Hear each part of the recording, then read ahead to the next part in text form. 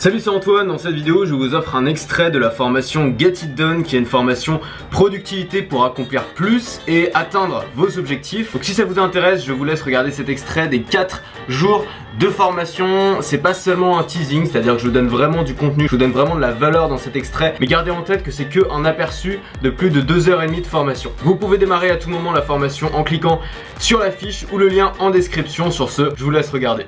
Il faut vraiment avoir une routine, et ça on en parlera beaucoup dans le prochain module, mais avoir une routine qui se répète régulièrement pour atteindre ses objectifs. Et en fait, un objectif, ça peut paraître monstrueux, ça peut paraître énorme, mais plus il est explosé en sous-objectifs et plus ces sous-objectifs sont explosés en petites actions quotidiennes, plus ça va être simple de l'accomplir. Et c'est tout simple, mais c'est la vérité.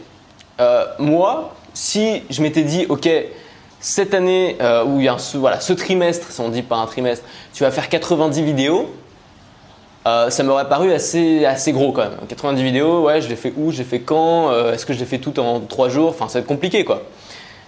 Mais le fait de les diviser en une action simple tous les jours, tu vas faire une vidéo de 5-10 minutes chaque jour, ça permet de rendre ça digeste et ça permet d'accomplir ses objectifs sans même se rendre compte.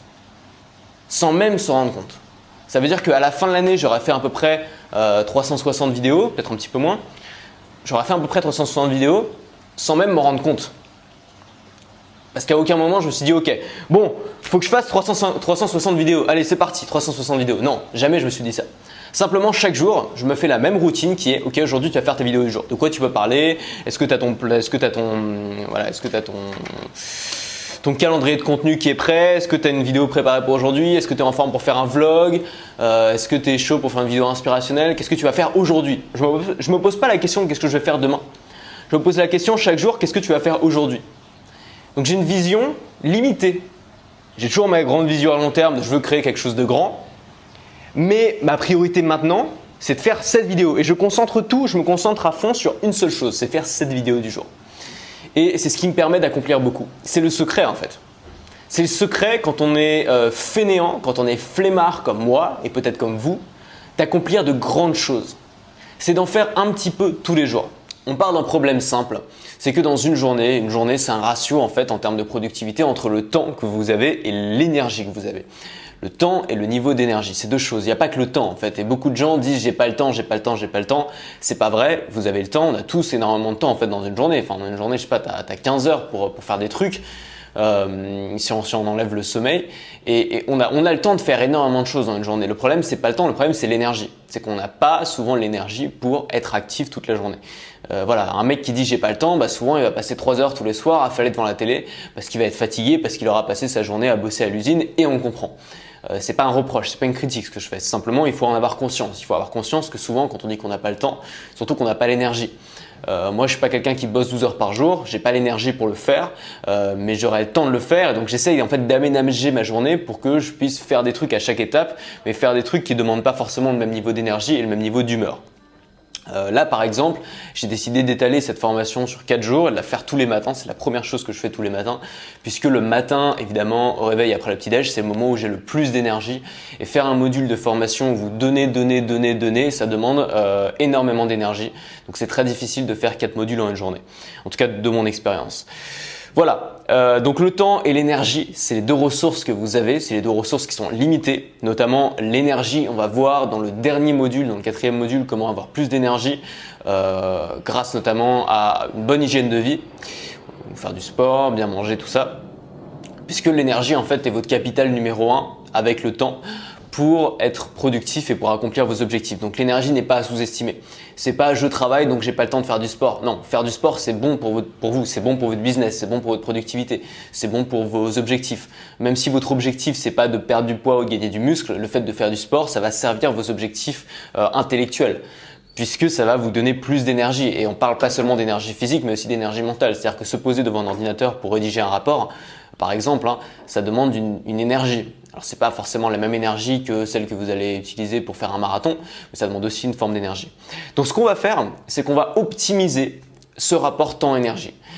Comment on va faire ça? Simplement, on va identifier quelles sont les différentes tâches qu'on a à faire pour accomplir nos fameux objectifs à long terme et on va distribuer ces tâches dans une journée de manière à ce que les tâches qui demandent le plus d'énergie soient accomplies au moment où on a le plus d'énergie et le reste du temps, quand on a moins d'énergie, effectuer peut-être des tâches qui nous demandent moins d'énergie. Je vais vous expliquer à la fin comment moi j'ai optimisé ça tout simplement. Donc une fois que vous avez tout ça, vous avez votre procédure complète avec toutes les micro-tâches et vous allez pouvoir analyser chacune de ces micro-tâches, chacune des étapes de réalisation de votre tâche pour voir soit si vous pouvez l'automatiser, si vous pouvez l'externaliser. On va essayer de faire ça. Vous allez voir qu'il y a pas mal de choses qui peuvent se faire automatiser, notamment si vous notamment si vous bossez sur Internet. C'est extrêmement important de faire ça puisque beaucoup de gens en fait ne le font pas. Beaucoup de gens répètent sans réfléchir les mêmes tâches tous les jours, des tâches qui pourraient être annulées, automatisées. Et c'est le vrai problème à mon avis, et c'est de ça vraiment dont parle Tim Ferriss dans la semaine de 4 heures.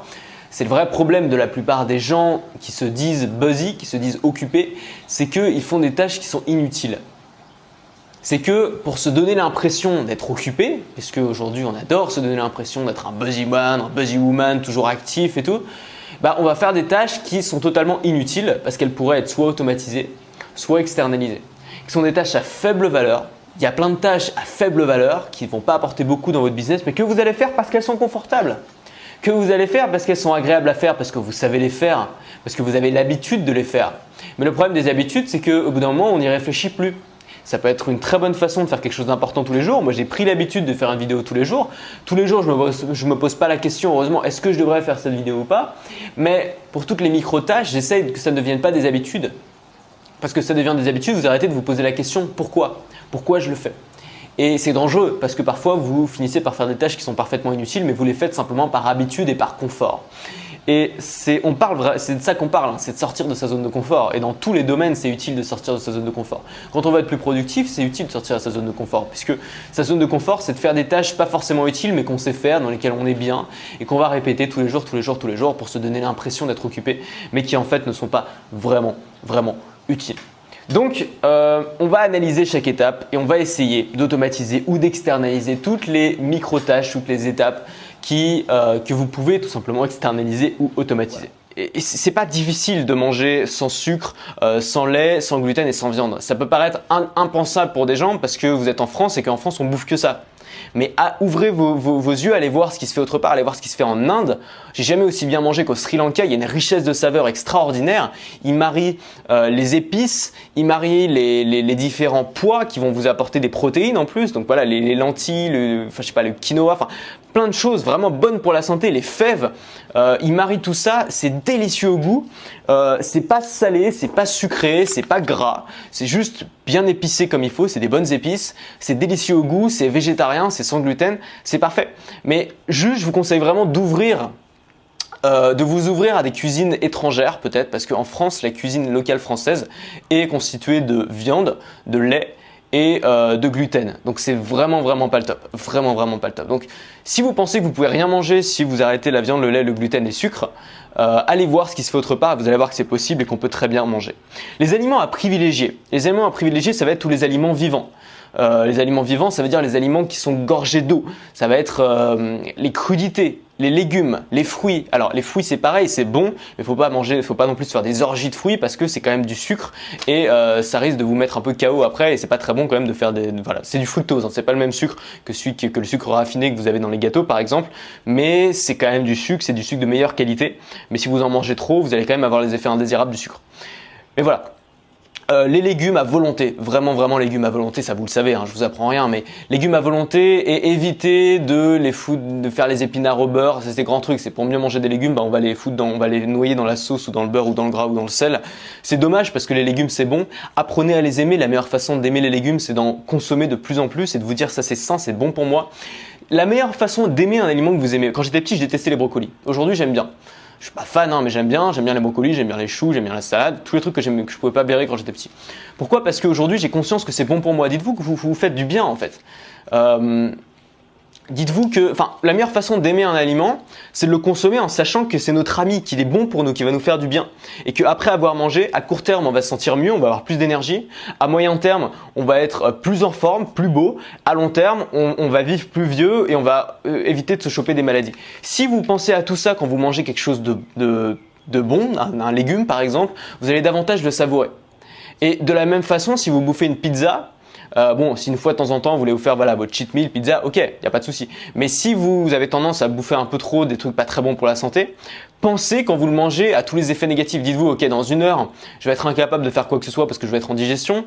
Dans 1 semaine, je vais avoir des boutons parce que c'est ça, quand on a des boutons, c'est la malbouffe. Hein. Et à long terme, bah, je vais avoir plein de maladies et plein de problèmes. Buvez beaucoup d'eau. Voilà, j'espère vraiment que ça vous a plu. C'était un aperçu de plus de 2h30 de formation, une formation que j'ai créée pour moi, une formation que j'ai créée pour les gens qui, comme moi, veulent accomplir plus, veulent produire tous les jours, mais qui n'ont pas forcément l'énergie ou le temps pour faire ça. Vous allez voir que y a des techniques qui permettent de se libérer du temps et d'être vraiment productif. Si cette formation vous intéresse, ne procrastinez pas, démarrez-la maintenant. Et nous on se retrouve demain dans la prochaine vidéo. À demain, restez libres.